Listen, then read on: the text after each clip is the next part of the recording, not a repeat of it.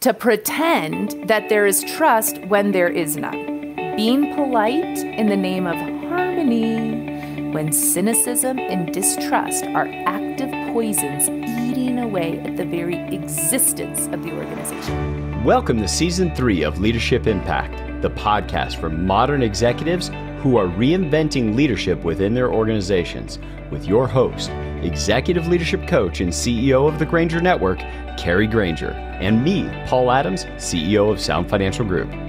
This season focuses on trust. This is Episode 40, Why Faking It Could Be Sabotaging Your Culture. Welcome back to Leadership Impact. Episode 5 today, we're talking about why faking it will not make it.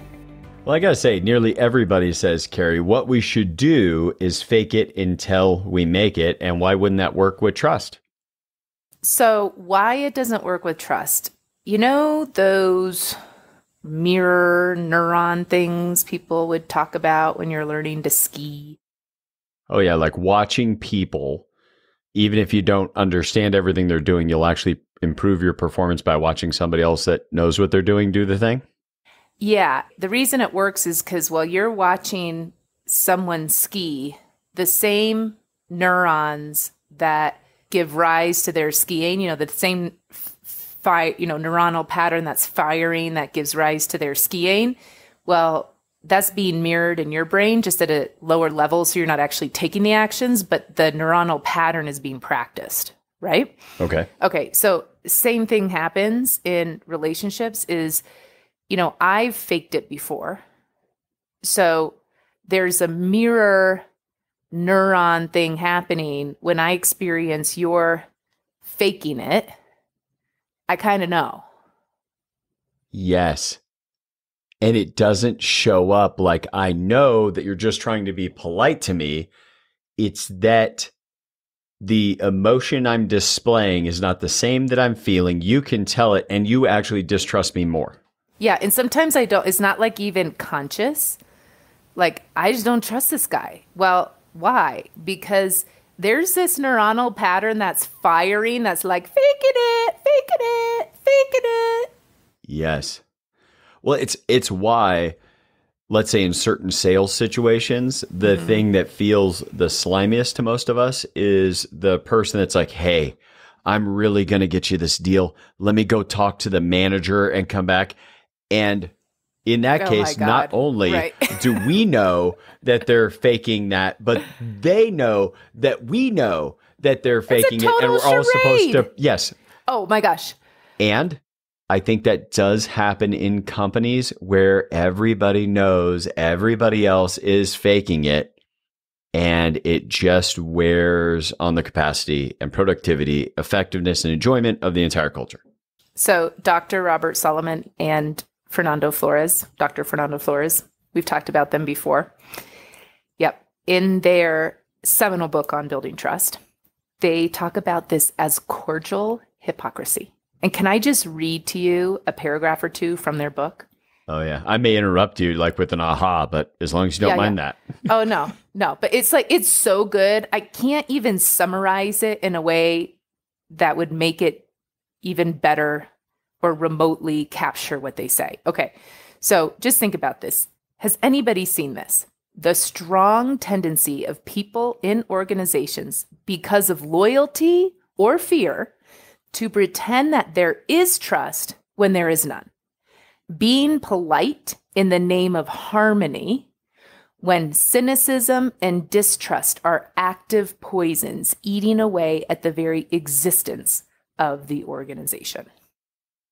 Can you read those few sentences again? I'm sure everybody driving right now listening to this is going for their phone, trying to jump it back 30 seconds to hear it again. So maybe just give it to our audience one more time. Okay, and then I was going to say some more even. All right. So the strong tendency of people in organizations because of loyalty or fear to pretend that there is trust when there is none. Being polite in the name of harmony when cynicism and distrust are active poisons eating away at the very existence of the organization.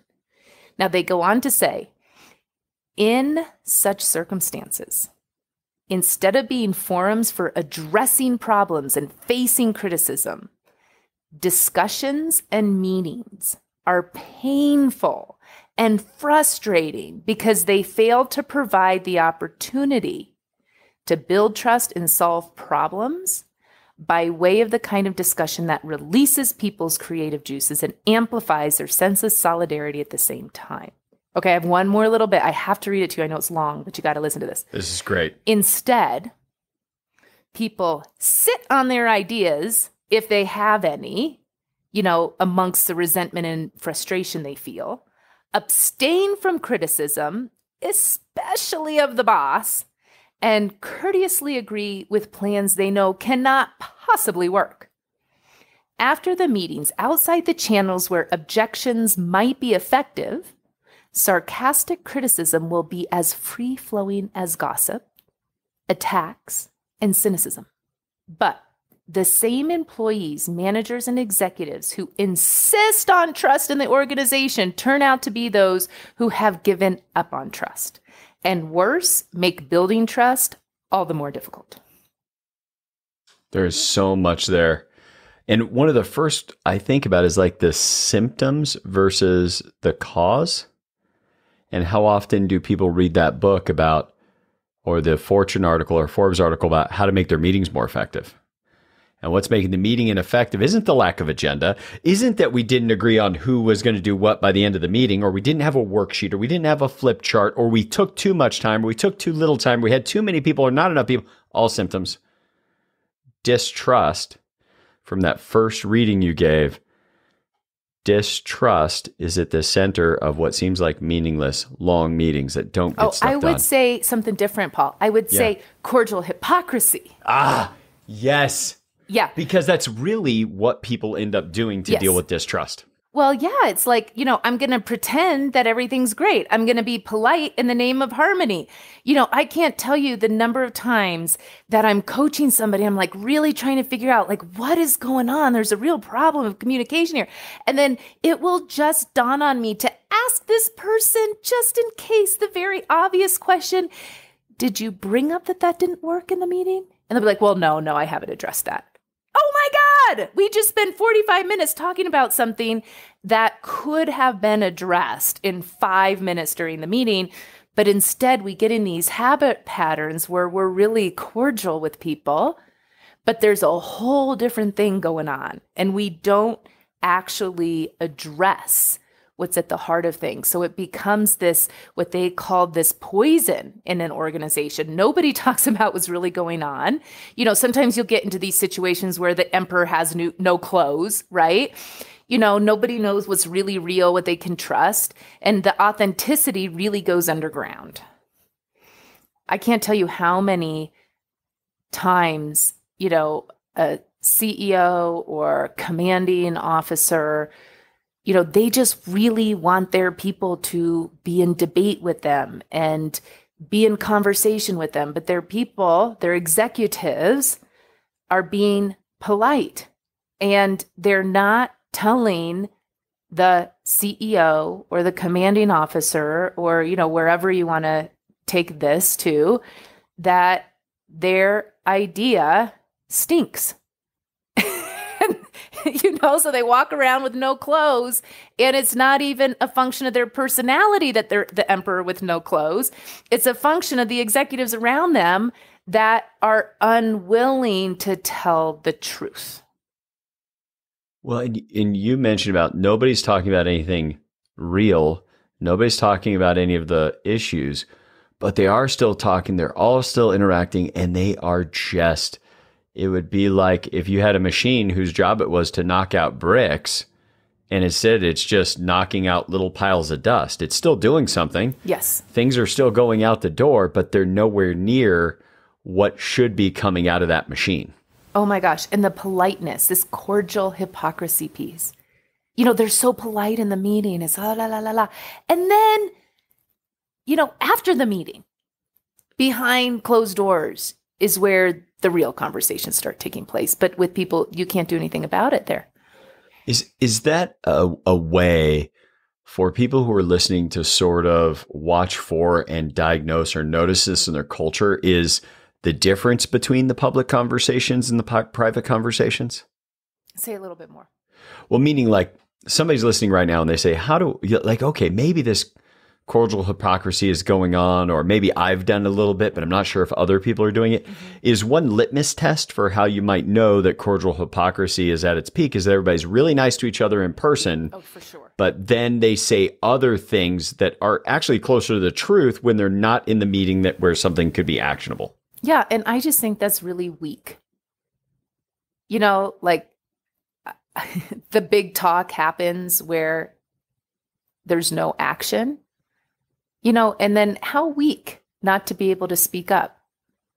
How weak not to say, what, I don't align with this, or I'm not sure these things are being taken care of in this solution, or gosh, I got some more questions here. Well, and I'm so glad you used the word weak, because I felt kind of harsh when something happened earlier this week where somebody, new relationship, didn't send us what they were supposed to send us, all that. And there is that part that's like, man, they didn't send us what they were supposed to send us, but they sent us some good reasons why they didn't do it and didn't communicate ahead of time that they didn't. And then there's that politeness of, I don't want to say, because it's like now all of a sudden I'm the jerk, because in corporate cultures right now, you're like, hey, that really just didn't work for me. You doing it this way and being late.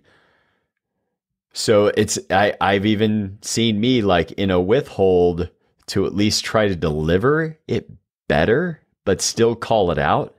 How do you coach people to just navigate that? Because I want to not let this slide, but I also don't want to look like the overly rigorous jerk when somebody does something that's not serving the trust in our relationship. Well, two things. One, there's this podcast called The Leadership Impact. Heard of it. And season 2 is all about accountability. The first episode, I think it's 18, is accountability without being a jerk. So I recommend reviewing that one. There's a great guy, Paul, on there. He had some really brilliant insights. Okay, but other than that. Noted. Wrote that down, my capture tool. Yeah, you don't have to be a jerk, right? So, if you think back to some of the things we said in our last season, you can have high compassion and high directness, straightness, right? It's not like compassion's on one end of the spectrum and directness is on the other hand, or on the other end. They're two different spectrums. There's low direct, high direct, low compassion, high compassion. I can be cordial and direct. Exactly. Instead of cordial and hypocritical. Exactly. Yeah, exactly. And I think that's where people get so wrapped up. It's like relationship or accountability, relationship or, authentic. No, high authentic builds high relationships. Yeah. Now your relationship might be different, but it'll be different for the better, right? So you won't have a relationship of, cordial hypocrisy anymore. You won't have a pretend relationship. You'll have an authentic relationship. Now, here's the other thing that will come up for people. All the time it comes up for people. Well, I don't want to lose my job. Okay, there is a prevalent fear out there. It's a thing. People are always afraid to lose their job, right? And I even heard about it in my own company. I'm like, really? Like us? Like even us in the work we do? People are afraid of this? Oh, man, it really must be a thing. Right? Because look, if you're going to lose your job with me, you will definitely, it will not be a surprise. It'll be like 6 months, a year coming, it's not like just going to happen out of the blue, So here's the thing. If you are employed, I guess you could include the government, but in any organization, you could lose your job. And some organizations, it's easier to lose your job than others, So my corporate clients have a real concern about the bottom line. And if you don't produce results, you're out of there faster than some of my government clients where, you just maybe get moved. But either way, yes, you might lose your job. That's just like, if you can get over that, if you can accept that that's a function of working in today's world, if you accept that fact, now get on with it. Yeah, you could now get on with it. And you know what? You could lose your job over much different things. And if you have a company you're working with where distrust is so prevalent, what are the odds that company is going to continue to have the level of success that you're going to want to continue working there Anyway, for the span of your career? Like you might not lose this job, but if it feels the way it feels, that you feel like you can't say things, odds are you're going to leave that job anyway. yeah, or you're not going to produce the results you need to produce anyway. Either way, can that just be something that's like, yeah, that can happen? I have seen people do this. And myself, I've seen, as you say, Paul, I've seen me do it, right? Yes. And I've also seen the opposite, where if we can accept that and then move on, how much more productive people can be, how much more productive I can be. I remember the first time out of the military when I had a real employment. I shouldn't say real job. Military is definitely a real job, but I mean a corporate job. Yes. And I realized one day, I'm like, oh my God, I could lose my job.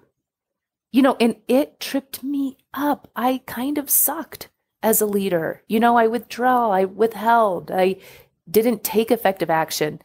And when I accepted that, yep, it's valid, move on with it, I became so much more powerful, so much more strong, so much more authentic, and so much more valuable to that organization. So the realization that corporate hypocrisy is happening, that it's poison, that it produces drag on the effectiveness of a culture, a company, a family, and realizing I could lose this job or I could upset somebody, but I can be cordial and direct. Yeah, you can be cordial and direct, and your relationship might change. But wouldn't you rather people relate to you as authentic and courageous and, it could even be cordial than someone who gossips, cynical, weak, a sheep? Well, and even if all that happened in that interaction for everybody listening and all you were able to transform or modify in the near term is your local culture, the people with whom you most interact inside your company, wouldn't that be worth it? Wouldn't that be worth the risk? And what is the likelihood of that future being one that's desirable if you don't? Yeah.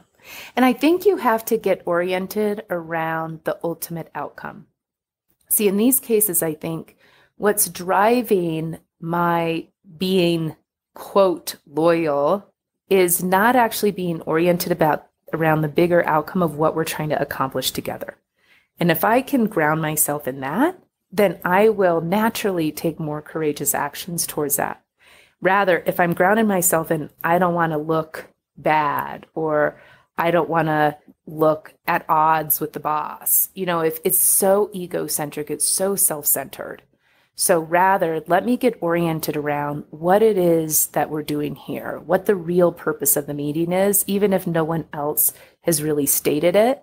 If I can do the tough, authentic work of getting oriented around the bigger outcome and let my actions be in service of that. And I think in nearly every instance when people do that, everybody around you isn't going to notice that you're being compassionate and courageous and direct. They're just going to notice, and I hate to tie it right to the title of the podcast, but they're going to be like, wow, they're going to notice the leadership impact. Nobody notices the meteor, everybody sees the crater. But there is impact that you can have inside your organization, especially around trust, by simply being willing to step past that cordial hypocrisy, identify it, and then begin to step into it a little bit by opening the windows of trust, as we talked about a couple of episodes ago. And be kind. You don't have to be a jerk. Well, my wife has been telling me that for years, and I think I'm getting it now. This last year has been a breakthrough for me. I'm sure it has nothing to do with listening to these podcasts, but maybe. So that's what I'd have you guys really think about this week, is that there's things that you're going to do that in the moment are so difficult. It could turn your stomach in knots. I could lose my job.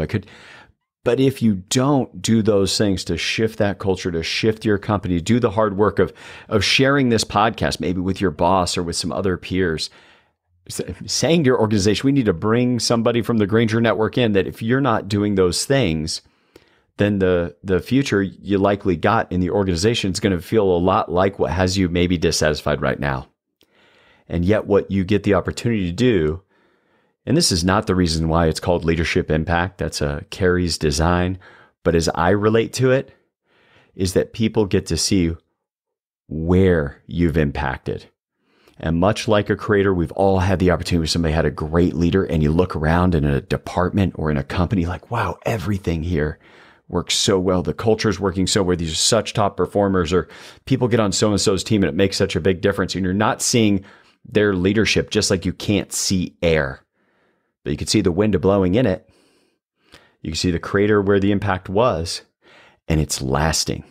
And it gives you all the opportunity to leave a legacy behind by being willing to step over that cordial hypocrisy, small window of trust, action within your control, and a set of small habits and practices that you can test. Kari, anything else you want to leave our audience with today? No, but I feel like I was just in a motivational talk there with that last little bit, Paul. I am like motivated about this leadership impact. And my hope is, while I sometimes am motivating, my hope would be is that everybody listening is mobilized. Oh, I should say I am mobilized. I just got done listening to a mobilization talk is what I should have said. And there now you go. I am so mobilized. I don't mean to be motivating. Sometimes I am. But if everybody could be mobilized to take these little actions from the last few episodes and see what happens. Thank you for tuning into Leadership Impact, the podcast for modern executives who are reinventing leadership within their organizations. Subscribe now at Apple Podcasts, Google Podcasts, or wherever you get your podcasts.